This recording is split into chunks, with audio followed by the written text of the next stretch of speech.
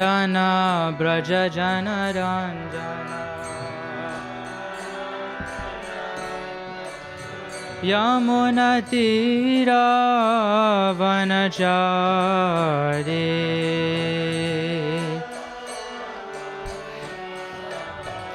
Yamuna Tira Vanachari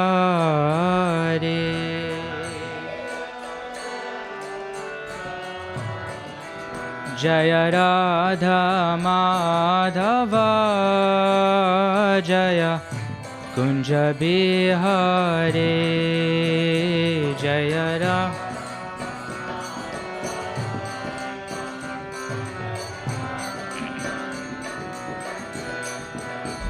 Jaya Radha Madhava Jaya Kunja Bihari Jaya Radha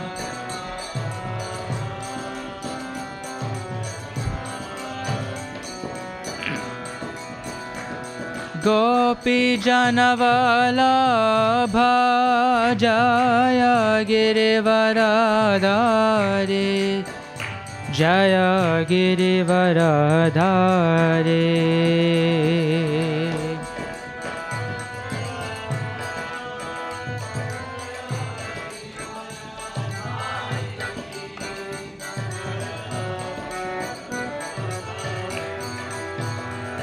Gopi Janavalabha Jaya Girivaradhari Jaya Girivaradhari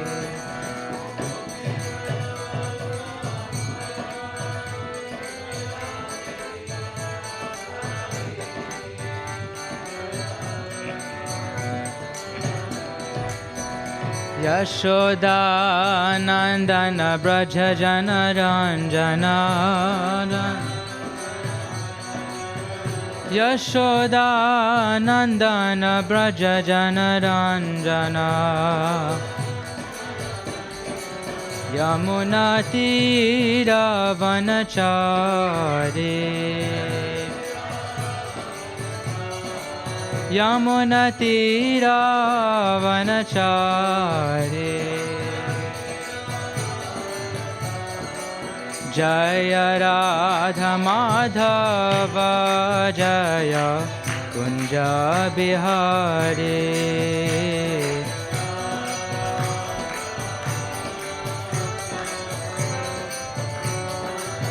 Jaya Radha Madhava Jaya Kunja Bihari Jaya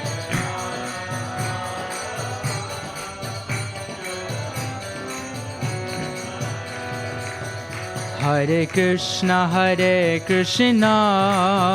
Krishna Krishna Hare Hare Hare Rama Rama Rama Hare Hare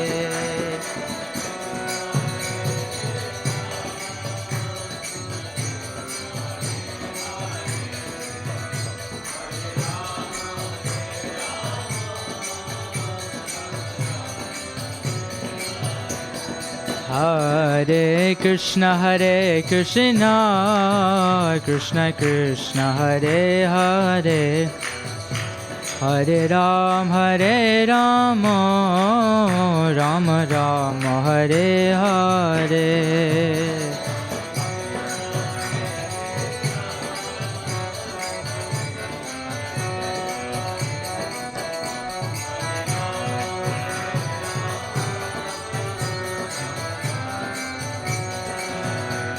Hare Krishna Krishna Krishna Hare Hare Hare Rama Rama Rama Hare Hare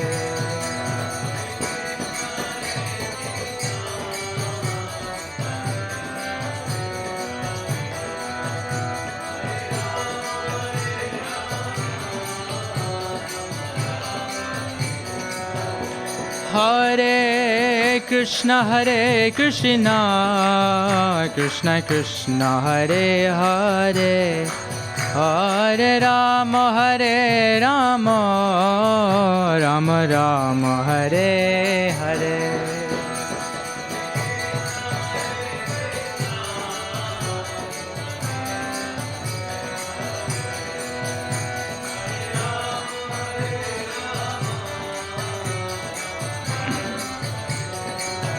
Hare Krishna, Krishna Krishna, Hare Hare, Hare Rama, Rama Rama, Hare Hare.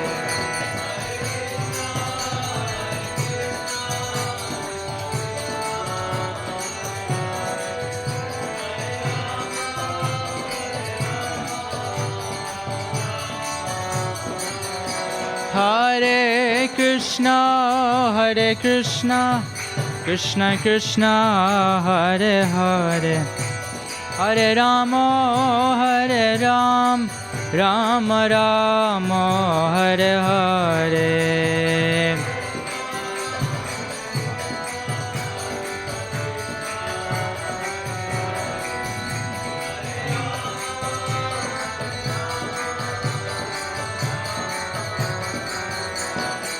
Jaya Radha Gokula Nanda, Radha Gokula Nanda, Radha Gokula Nanda, Shri Radhe.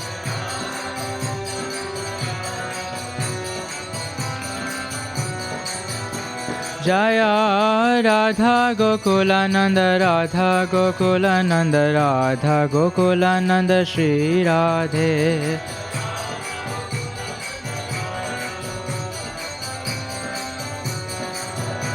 Jaya Sitaram Lakshman Hanuman, Sitaram Lakshman Hanuman.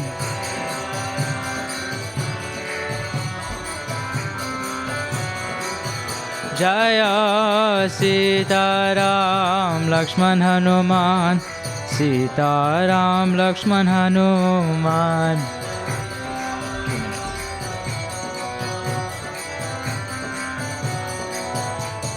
Jaya Gauranithai, Gauranithai, Gauranithai, Jaya Gauranithai.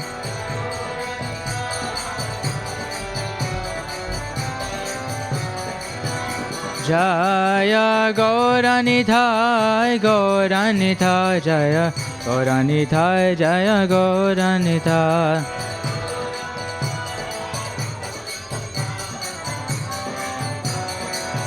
Jaya Jaya Prabhupada, Prabhupada, Prabhupada, Jaya Jaya Prabhupada.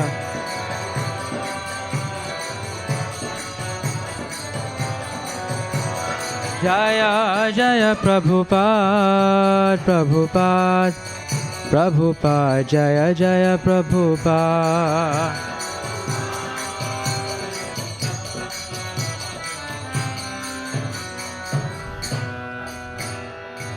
Shri Shri Radha Gokulananda ki, Shri Sita Ram Lakshman Hanuman ki, Shri Shri Gaunitai ki, Srila Prabhupada ki, Nitai Gaura Premanande.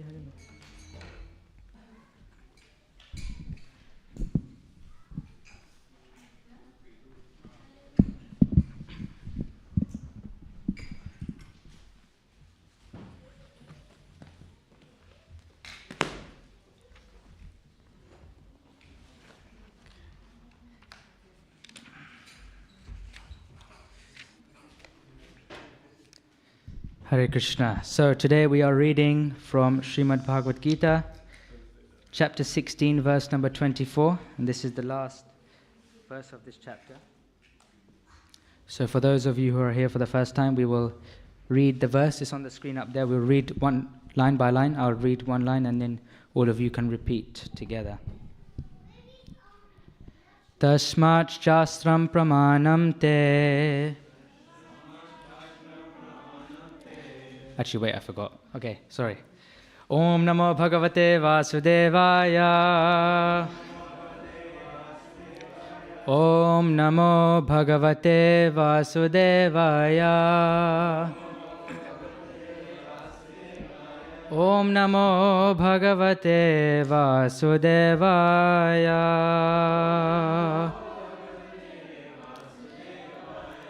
Tasmat Shastram Pramanam Te Karya Karya Vyavyastito Gyatva Shastra Vidhanoktam Karma Kartum Iharhasi Tasmat Shastram Pramanam Te Karya Karya Vyavyastito Gyatva Shastra Vidhanoktam Karma Kartum Iharhasi Tasmat Shastram Pramanam Te Karya Karya Vyavastito Gyatva Shastra Vidhanoktam Karma Kartum Iharhasi. Devotees can recite. Tasmat Shastram Pramanam Te Karya Karya Vyavastito Gnatva Shastra Vidhanoktam Karma Kartum Iharhasi. Tasmat Shastram Pramanam Te Karya Karya Vyavastito Gnatva Shastra Vidhanoktam Karma Kartum Iharhasi.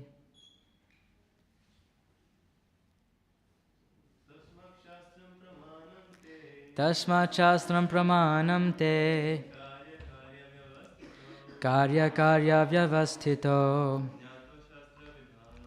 Gnatva Shastra Vidhanoktam Karma Kartum Iharhasi. Any Matajis?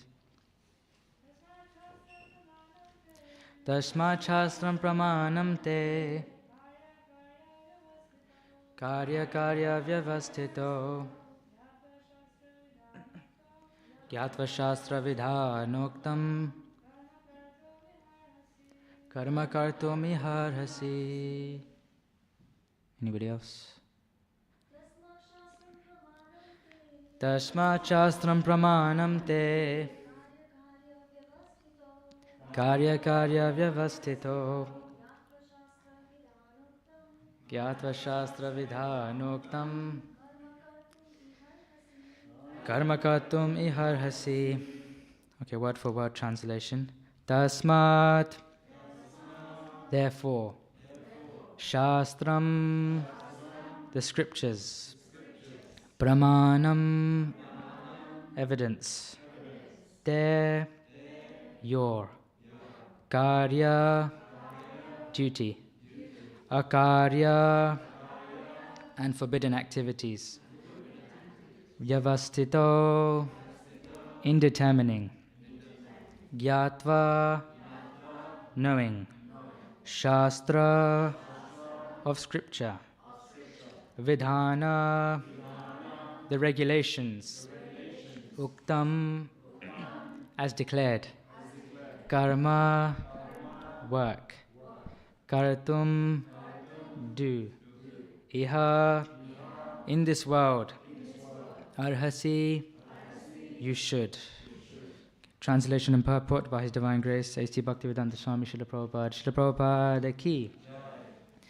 One should therefore understand what is duty and what is not duty by the regulations of the scriptures. Knowing such regulations, one should act so that he may gradually be elevated. Please repeat. One should therefore understand what is duty and what is not duty by the regulations of the scriptures. Knowing such rules and regulations, One should act so that he may gradually be elevated. Purport. As stated in the 15th chapter, all the rules and regulations of the Vedas are meant for knowing Krishna. If one understands Krishna from the Bhagavad Gita and becomes situated in Krishna consciousness, engaging himself in devotional service, he has reached the highest perfection of knowledge offered by the Vedic literature. Lord Chaitanya Mahaprabhu made this process very easy. He asked people to simply chant, Hare Krishna, Krishna Krishna, Hare Hare, Hare Rama, Rama Rama, Hare Hare, and to engage in the devotional service of the Lord, and to eat the remnants of foodstuffs offered to the deity. One who is directly engaged in all these devotional activities is to be understood as having studied all Vedic literature. He has come to the conclusion perfectly. Of course, for the ordinary persons who are not in Krishna consciousness or who are not engaged in devotional service, what is to be done and what is not to be done must be decided by the injunctions of the Vedas. One should act accordingly without argument. That is called following the principles of Shastra or Scripture. Shastra is without the four principal defects that are visible in the conditioned soul: imperfect senses, the propensity for cheating, certainty of committing mistakes, and certainty of being illusioned. These four principal defects in conditioned life disqualify one from putting forth rules and regulations. Therefore, the rules and regulations as described in the Shastra, being above these defects, are accepted without alteration by all great saints, acharyas, and great souls. In India, there are many parties of spiritual understanding, generally classified as two, the impersonalist and the personalist. Both of them, however, lead their lives according to the principles of the Vedas. Without following the principles of the scriptures, one cannot elevate himself to the perfectional stage. One who actually, therefore, understands the purport of the Shastras is considered fortunate. In human society, aversion to the principles of understanding the Supreme Personality of Godhead is the cause of all fall-downs. That is the greatest offense of human life. Therefore, Maya, the material energy of the Supreme Personality of Godhead, is always giving us trouble in the shape of the threefold miseries. This material energy is constituted of the three modes of material nature. One has to raise himself at least to the mode of goodness before the path of understanding the Supreme Lord can be opened. Without raising oneself to the standard of the mode of goodness, one remains in ignorance and passion, which are the cause of demoniac life. Those in the modes of passion and ignorance deride the scriptures, deride the holy man, and deride the proper understanding of the Supreme Personality of Godhead. They disobey the instructions of the spiritual master, and they do not care for the regulation of the scriptures. In spite of hearing the glories of devotional service, they are not attracted. Thus, they manufacture their own way of elevation. These are some of the defects of human society which lead to the demoniac status of life. If, however, one is able to be guided by the proper and bona fide spiritual master, who can lead one to the path of elevation to the higher stage, then one's life becomes successful. Thus ends the Bhaktivedanta purports of the 16th chapter of the Srimad Bhagavad Gita in the matter of the divine and demoniac natures. Om Jnanatirmirandasya Jnananjana Shalakaya Chakshurunmilitam Jena Tasmai Shri Gurave Namaha Shri Chaitanya Manobhistam Stapitam Jena Bhutale Swayam Rupa Kada Mahyam Dadati Swapadantikam Vandeham Shri Guru Shri Yuta Padakamalam Shri Gurum Vaishnavamshta Shri Rupam Sagrajatam Sahagana Raghunathanvitam Tam Sajivam Sadvaitam Savadutam Parijana Sahitam Krishna Chaitanya Devam Shri Radha Krishna Padan Sahagana Lalita Shri Vishakhanvitamshcha Hey Krishna Karuna Sindhu Dinabandhu Jagatpate Gopesha Gopika Kanta Radha Kanta Namostute Tapta Kanchana Gaurangi Radhe Vrindavaneshwari Vrishabhanu Sude Devi Pranamami Hari Priye Vancha Kalpatarubhyascha Kripa Sindhubhya Evacha Patitanam Pavanebhyo Vaishnavebhyo Namo Namaha Nama Om Vishnupadaya Krishna Prasthaya Bhutale Srimate Bhaktivedanta Swaminiti Namine Namaste Saraswati Deve Gauravani Pracharine Nirvisesha Shunyavadi Paschatya Deshatarine Jaya Shri Krishna Chaitanya Prabhu Nityananda Shri Advaita Gadadhara Shivas Adi Gaura Bhakta Vrinda Hare Krishna Krishna Hare Hare Hare Rama Rama Rama Hare Hare.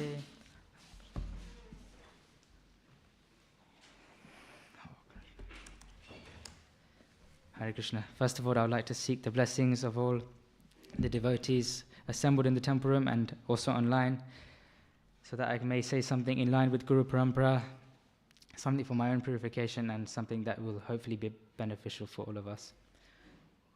So since we are discussing the final verse of chapter 16, I thought we could quickly do an overview of the whole chapter, and then we can come to today's verse. So this chapter has 24 verses, and in the first three, Krishna lists the first 26 divine qualities. And I won't go through all of them, but three that I listed are fearlessness, purification of one's existence, and the study of the Vedas. And this last one links to today's verse. And so these 26 divine qualities are all qualities which we will find in the great devotees, the great acharyas. And these are qualities that, as aspiring devotees or devotees, we want to develop in our lives. And why is this? In verse 5, Krishna says, Devi Sampat Vimokshaya. So these transcendental qualities that Krishna listed, they're all conducive for liberation. And so as devotees who want to attain the shelter of Krishna, we should aspire to develop such qualities. So those are the first three verses of the chapter. Then from verses 4 to 20, Krishna really in detail describes the demoniac qualities and qualities that devotees should be really aware of and trying to overcome and stay away from. And I was thinking it's very interesting how only 3 verses spoke about divine qualities, but a whole 16 verses were speaking on demoniac qualities. And so I was meditating on this and thinking how that in the age of Kali, because demoniac natures are present in everyone, maybe this is potentially why there's so much of an emphasis on the demoniac qualities. It's said that in Satya Yuga, the devotees and the demons were in separate planets. And then in Treta Yuga, they were in the same planet but in different countries, and the example of Ram and Ravan is given, like Sri Lanka and India. And then in Dwapara Yuga, they were in the same household, and the example of the Pandavas and the Kauravas are given. But in this age of Kali, both the divine and the demoniac natures exist within the same person. And therefore, even devotees have these tendencies and such. That is why there's such an emphasis, and as devotees, we must try to overcome these demoniac qualities. And I was reminded of this verse from the Bhagavatam when Maharaj Parikshit, he comes across Mother Bhumi in the form of a cow, and also Dharmaraj, who's Dharma personified in the form of a bull, and Dharmaraj has only one leg remaining because Kali Yuga, the personification of Kali Yuga, has destroyed 3 legs. And then, so Parikshit Maharaj speaks this verse. Tapasocham daya satyam iti pada krite krita adharmam shaistrayo bhagna samaya sangamadestava. He says, in the age of Satya, or truthfulness, your 4 legs were established by the 4 principles of austerity, cleanliness, mercy, and truthfulness. But it appears that 3 of your legs are now broken due to rampant irreligion in the form of pride, lust for women, and intoxication. So here we can see that because of the age of Kali, the demoniac tendencies are much more prevalent, and so as devotees, that's why there's so much more emphasis, and we as devotees should be more aware and careful of these qualities. Then, so that's the first 20 verses. Then 21 to 22, Krishna speaks of the 3 gates to hell, which are lust, anger, and greed. And it's not the first time Krishna mentions these specific anarthas. In chapter 3, verse 37, I think, when Arjuna asks Krishna, by what is one impelled by sinful acts? Krishna replies, a very famous verse, if you know it, you can chant along. Kama esha krodha esha rajaguna samudbhava mahashano mahapapma vidyenam ihaverinam. It is lust alone which is born of contact with the mode of passion and later transformed into anger. Know this as the sinful, all-devouring enemy of the world. So now that takes us on to where we are now, which is today's verse, and I'll repeat the translation. One should therefore understand what is duty and what is not duty by the regulations of the scriptures. Knowing such regulations, rules and regulations, one should act so that he may gradually be elevated. So in this verse, we're seeing a great emphasis in the authority of Shastra when we're deciding what is right and wrong, or what is our duty, what is not our duty. And generally we hear that we have three authorities in our life. We have Guru, we have the Sadhu, and we have Shastra. And Guru is our spiritual master. He's our link between, he links us to the spiritual world, links us to Krishna. And we'll speak more about the importance of Guru in guiding us in our spiritual path. Then we have the Sadhus. Sadhus are the advanced devotees, and they live according to the scriptures.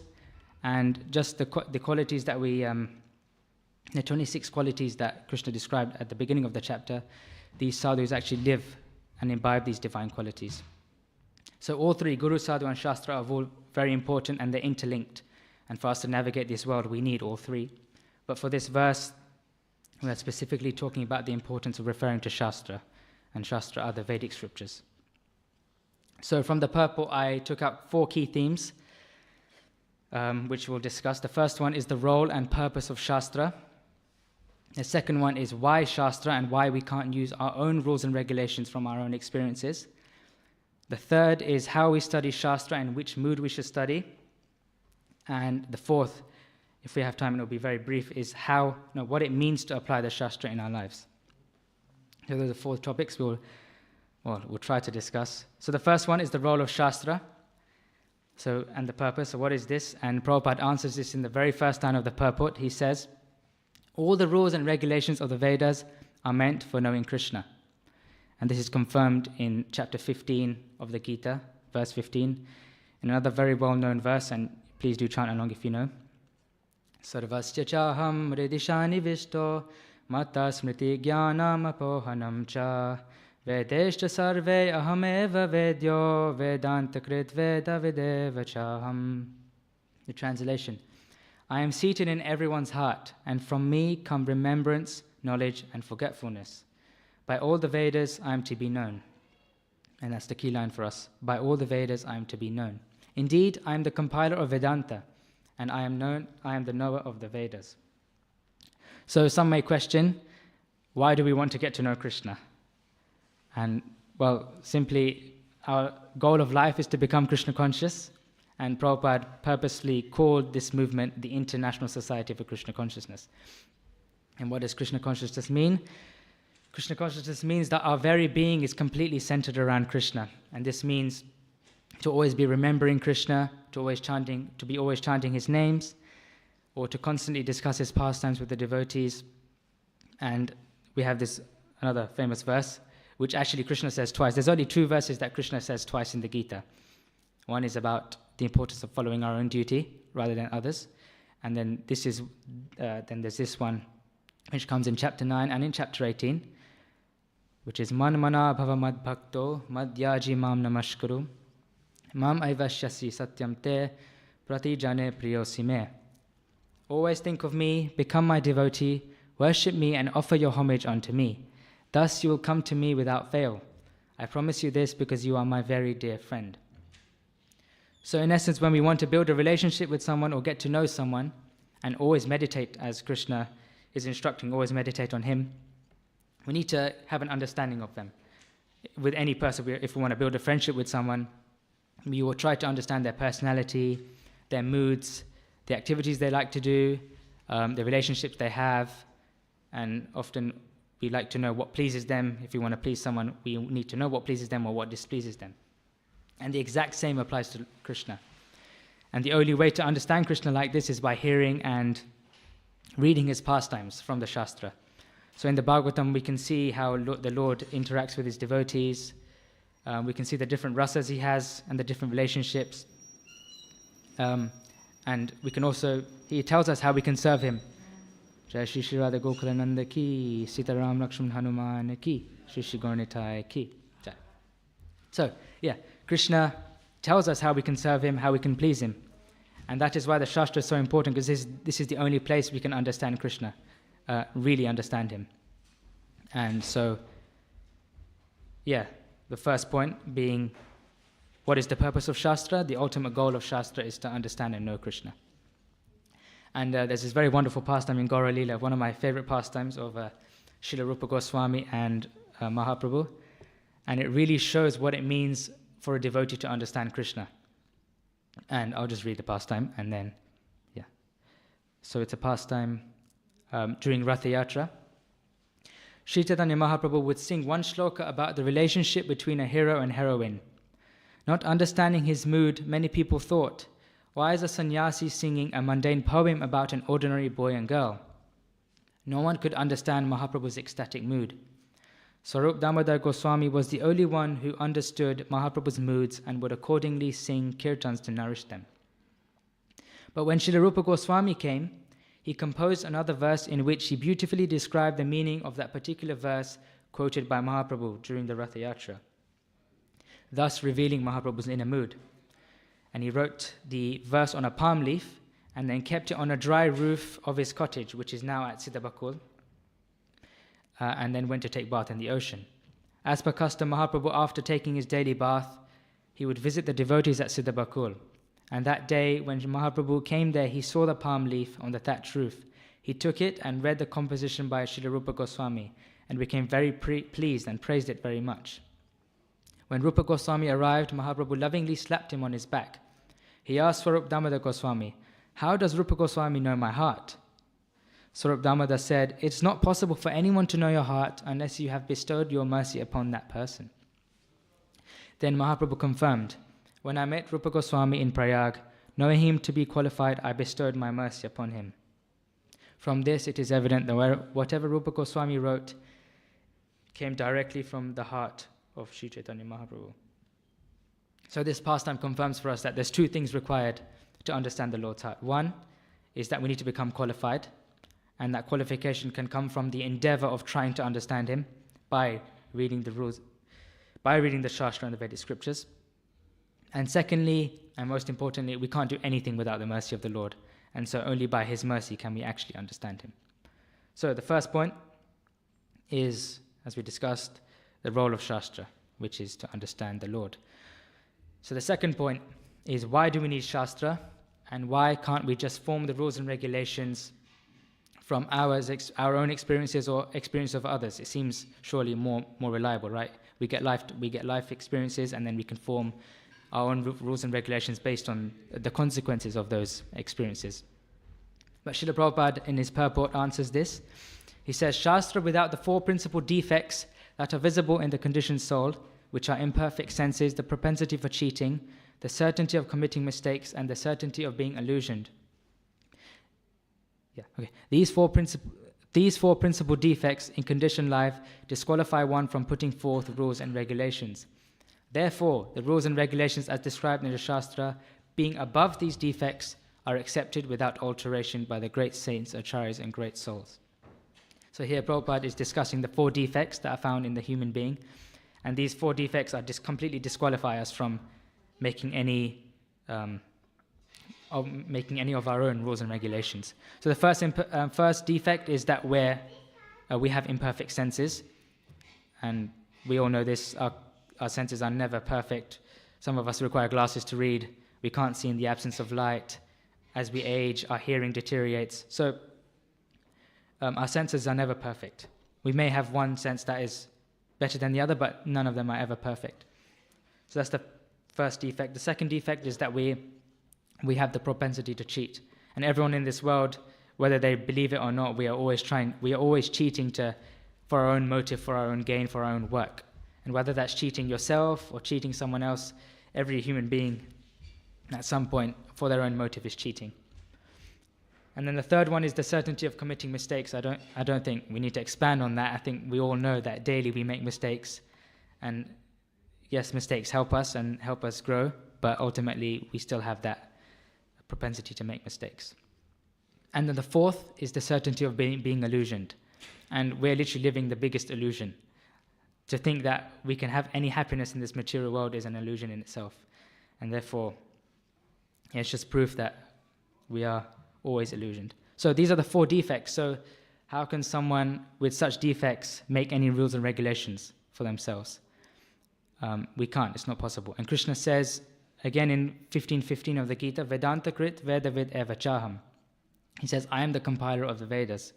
And Krishna is the Supreme Personality of Godhead. He's the most perfect person. He's full of knowledge, eternity, and bliss, Satchidananda Vigraha. And he has no material contamination.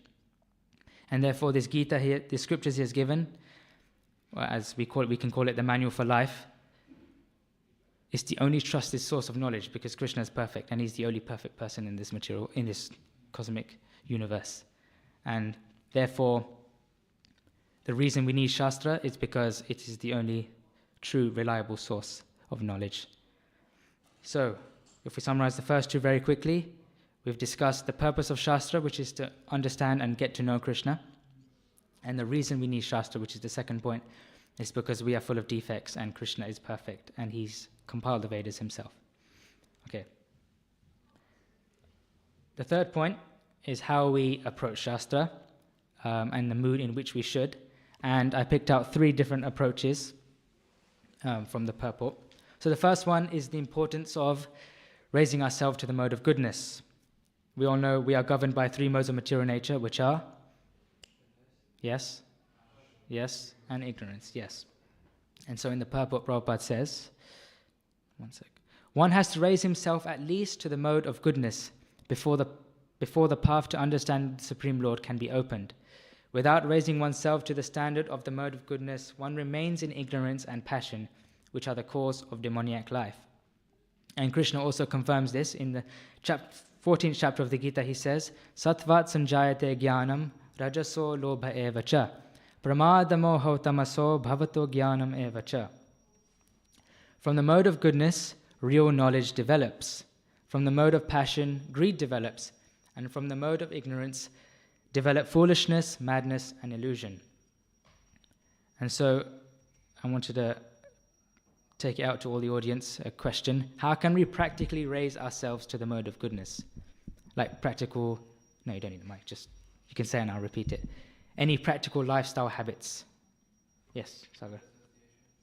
Yeah, okay, that's one of the ones I had. Yes, associating with those who are already in the mode of goodness, with the hope that eventually those qualities will also rub off on us and we can develop such qualities. Anyone else? Yes, that's another one I had. I had 3 and you've said 2 of them. Yeah, waking up early and chanting in the Brahma Muhurta, which is the time where mode of goodness is most prevalent. Yes, anyone else? Right, you just said my third one. Yes, eating food in the mode of goodness. Right, does anyone have any more? Yes, cleanliness, saucham, yes. Any more? Oh, the rules and regulations by the scriptures, yes. Anyone else? Otherwise I'll just move on. Exercising. Well, I guess being fit and healthy allows us to preach, do our service. Yeah, I guess that's good. Okay, so, I'm not going to list what I had because you listed them already. So, then Prabhupada speaks in the purport, the results of those who remain in the modes of passion and ignorance. He says, those in the modes of passion and ignorance deride the scriptures, deride the holy man, and deride the proper understanding of the Supreme Personality of Godhead. They disobey the instructions of the spiritual master, and they do not care for the regulation of the scriptures. And so, therefore, for us to really understand and elevate ourselves through scripture, it is very crucial that we try and raise ourselves to this mode of goodness. And you guys listed very good ways we can do that. So that's the first approach to Shastra. The second is in the mood of humility and being free from envy. And in one purport in chapter 13 of the Gita, verse 8, he says, Prabhupada says, the beginning of knowledge, therefore, is amanitva, which is humility. When we hear or study Shastra, if we want to receive the maximum benefit and receive as much knowledge as possible, we must approach with a mood not that, oh yeah, I already know this, what's there for me to learn? We should approach in a mood of wanting to learn, understanding that we don't know much, and with sincere humility. And otherwise, if we don't and we go in the mood of already know everything, Krishna won't give us the mercy to understand the scriptures fully, and he'll close that. In the Holy Name Retreat in Govardhan just a few months ago, Gurujan Prabhu was speaking about the two gates to love of Krishna. And he said the two gates are sincere humility. Oh wait, no, I missed that. Okay, yeah. Sincere humility and understanding our limitations. And the second one is having that deep desire to actually connect and love Krishna. So he said this: understanding we don't have love for Krishna and wanting to have love for Krishna is the greatest thing. That desire is the greatest thing. We should see that the fault is in us or me. I don't have the concentration. I don't have the sincerity. I am constantly criticizing. This should lead to us feeling unqualified and bring about humility. So this desire to connect and have love for Krishna, and this humility of understanding that we are nothing, that opens the gate for us to receive Krishna's mercy. And then, so that's the mood of humility, and then being free from envy. In the first verse of chapter 9, and Krishna is just about to reveal the most confidential knowledge to Arjuna. And he says, "My dear Arjuna, because you are never envious of me, I shall impart to you this most confidential knowledge and realization, knowing which you shall be relieved from the miseries of material existence." And then pretty much Krishna repeats the same thing right at the end of the Gita in 1867. He says, "This confidential knowledge may never be explained to those who are not austere or devoted or engaged in devotional service, nor to one who is envious of me." So these two qualities of being humble and being free from envy is a very important qualification for us to read and study the scriptures. And then the final approach, the proper approach of studying Shastra, which Prabhupada talks about in the very last line of this purport, is taking guidance of the spiritual master.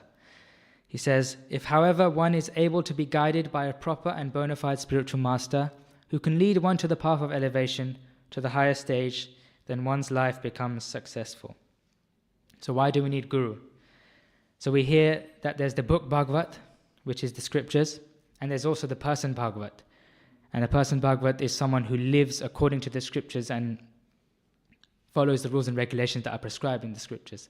And the spiritual master is someone who does that, and therefore they are someone who can guide us to follow the rules and regulations. Just like if we're ill, we go to a doctor, or if our car's broken down, we go to a mechanic. So in order for us to understand and live by the scriptures, we also need to go to an expert. And the spiritual master who is living by those shastras is therefore the expert and someone we should take guidance from.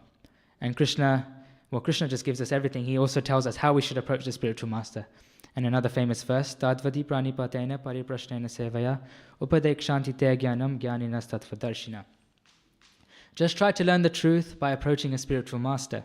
Inquire from him submissively, which also links to our previous point about humility, and render service unto him. The self-realized soul can impart knowledge unto you because they have seen the truth. So, just going through that third part, we have the three approaches to understanding Shastra. The first one is to raise ourselves to the mode of goodness. The second one is to be in the mood of humility and free from envy. And the third one is to take guidance from the spiritual master. So that's the first three topics.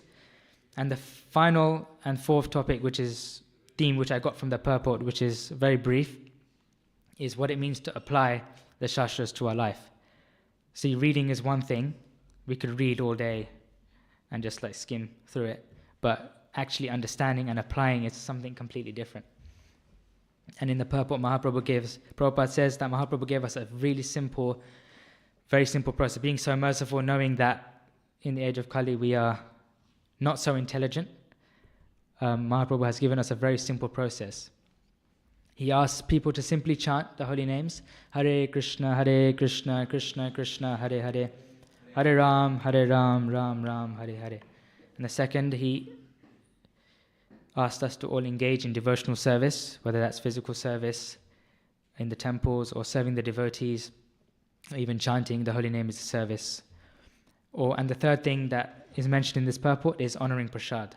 So three very simple things which as devotees we all try to do in our daily life. Chant the Hare Krishna Maha Mantra, engage in devotional service, and honor prasadam.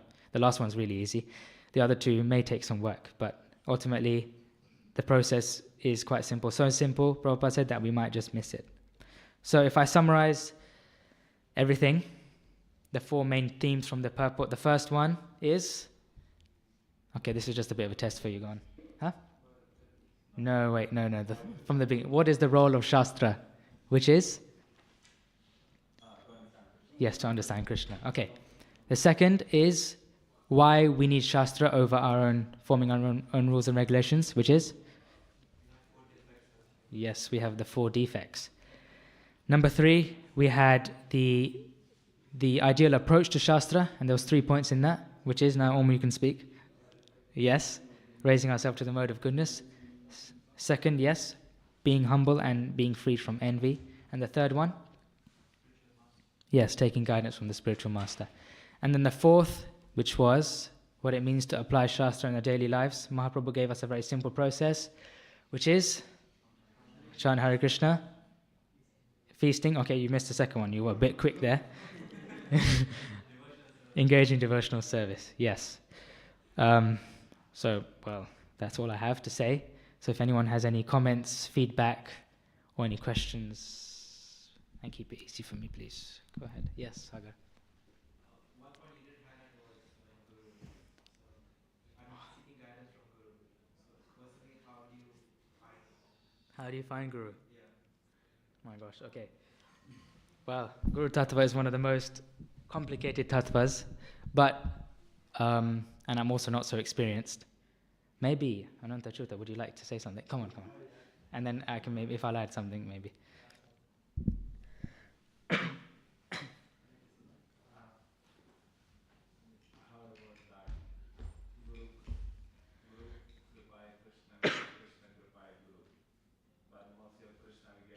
Yeah, Guru we get Krishna.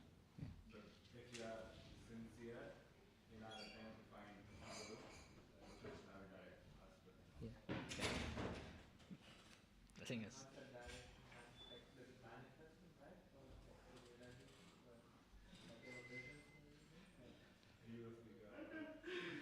okay, what's your question? No, like, how is it that, like, is it like Krishna guides us to Guru? I'm curious how, like, is it through, like, realization, so, like, is it, like, through vision? Well, I haven't really had. I'm yet to have that experience. But okay, from what I've heard from other devotees, in the beginning stage, devotees hear from many different spiritual masters, hearing their lectures, reading their books, and by Krishna's mercy, Krishna's already decided, or God has a guru, there's a guru already there for us, but we must find them by hearing and reading. And then from what I've heard from devotees, and a little bit from my own experience, you can feel it. You feel it in the heart and it really clicks. Like you hear one from one specific devotee, and for some reason, or from my own experience, I feel that they're speaking kind of directly to you. It feels like they're speaking to you, and everything they say is like direct instruction, and it feels like something you could really apply. Like we hear many people, but sometimes we don't feel as connected, and then all of a sudden to one specific spiritual master, we feel that we're ready to accept anything they say, and we're ready to, we can really connect and relate to what they're saying. So I guess practically that's how it is. But at the beginning we must, make the endeavor to really hear and read and search for the Guru. And that's how it comes. Okay. Okay, Prabhu. Oh God. So basically, we talk about reading Shastra. Yeah. But we also have the source of teaching. Yes. So we have a limited amount of time. Yes. How much to read and how much to preach? I heard somewhere there is like a... Yes, I heard once a class by Sripad Ayendra Prabhu, and if I remember correctly, he said it's 50-50. He said, of course, without knowing and reading the Shastra, how are we going to preach? Then we're just putting on a facade, right? And yeah, 1 second, let me just think. Yes, he was saying that purity is the force, and that when we have purity, then it's easier to preach and people are more attracted to that purity. But that purity comes from our endeavor to actually read and perform sadhana. So, yeah, without reading and studying Shastra, we can't develop any purity, and also we can't develop any knowledge to preach. So, yeah, I think both must go hand in hand. Obviously, we have to, in order to preach, we must read, but we also, our duty, and Krishna says in the Gita that no one's more dear to me than the one who shares this knowledge that I have given. So therefore, yes, as we develop knowledge by reading and then also share this knowledge, because that's most pleasing to Krishna. Does that help? Okay, good. Anyone else? Okay, no, okay. Well, thank you for attending today's class. Srimad Bhagavad Gita ki jai, Srila Prabhupada ki jai, Ananta Koti Vaishnavrinda ki. Nitai Gaura Pramanande Haribo.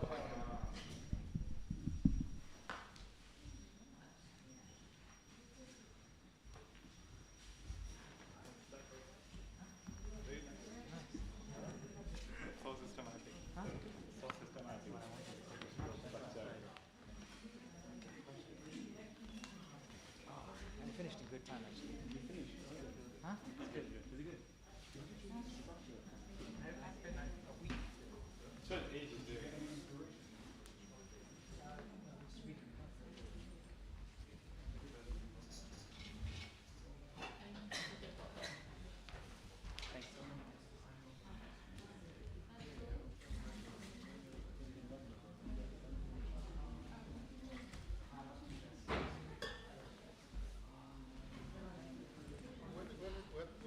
When is your episode of Ram Rasa podcast out?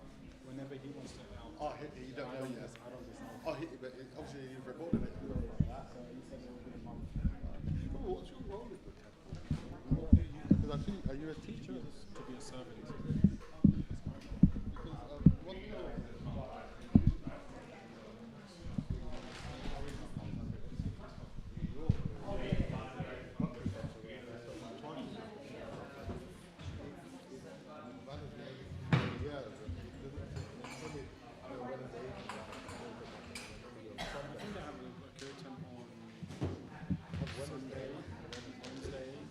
Saturday. Oh, they have Saturdays as well? And the other thing is, they don't, you know, like, with these, like, Instagram pages and stuff like that, they're not really promoting it to build them, but happening Around the UK. no, just even in, like, the fact that, I mean, like, today, they posted about how your wedding and stuff, but they're not posting to devotees, like, you know, Yeah, I guess they need to be spoken to. yeah. Who's in charge of the sort of media side of I'll raise it with that. I think it's someone called, I can't seem to remember the name, but yeah, I can raise it with them. Yeah, I think there's, I mean, you know, there's loads of like Instagram missions that they post. Are you on the Wednesday Kirtan group? I'm not, no. So you should join. So I think I normally come with my brother who's disabled, and that's my so reason. join the Wednesday Kirtan. There's Wednesday Kirtan group. There's like Saturday SSP group. They also do Kirtan. You've seen my brother, he's disabled, he can't really I understand. So for him, it's just about hearing and being able to. So you can bring him. Yes, I mean, but sometimes when it's difficult to get late, So don't come for the Saturday one. ये आवाज नहीं आ रही but I think that there should be programs every day. It should, but From the thing 7:30 is, to 9:30 every day. But like, look, you just come from New York. There's so many I think it's the grass. We always think the grass is green on the other side. I think every temple is going through different struggles. As much as yeah, there should be a 24-hour kirtan, even 24 hours is not. or even 7 hours kirtan. Even with 7 hours kirtan, it's like how many devotees? Like there's so much services that needs to be done.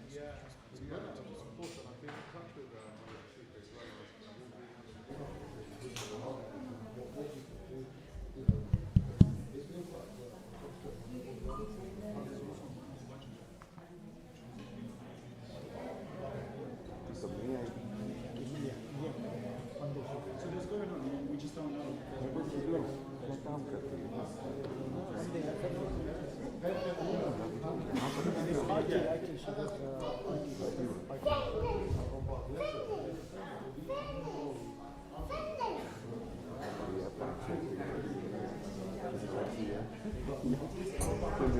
self-employed है. Self-employed but she's employed or she's self-employed?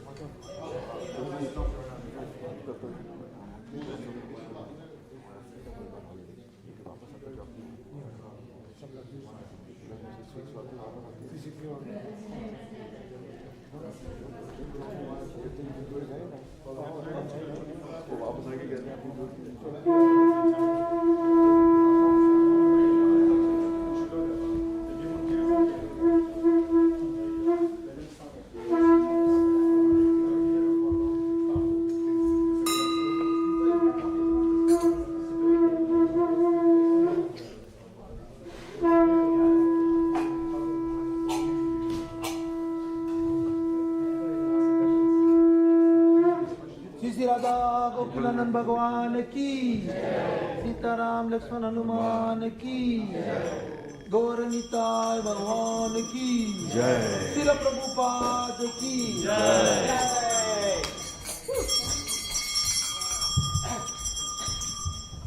Hari Bol. We start the Gora Aarti now. The wordings are on the top right hand side of the screen. Thank you. Ki bajayo jayo Gora Chande re Aarati ko sobha.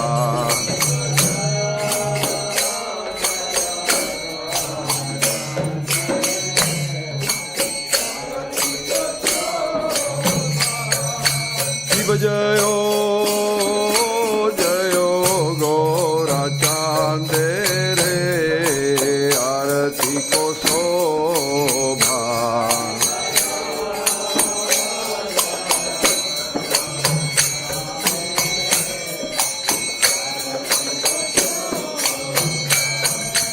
Jana vitatavane jag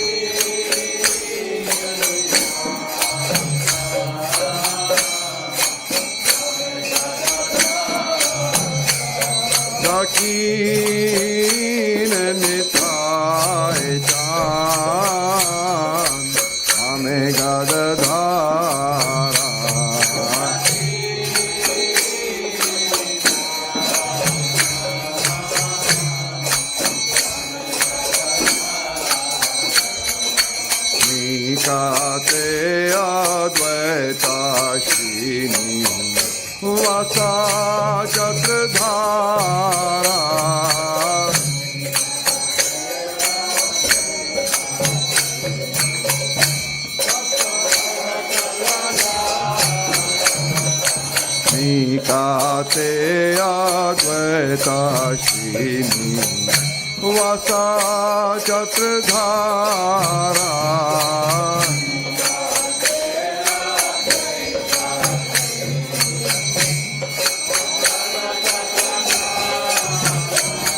Mosi Rate Gaurachan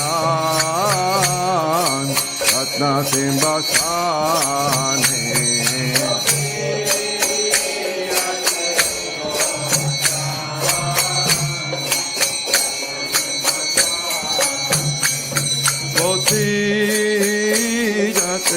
Gaurachan Ratna Simbasane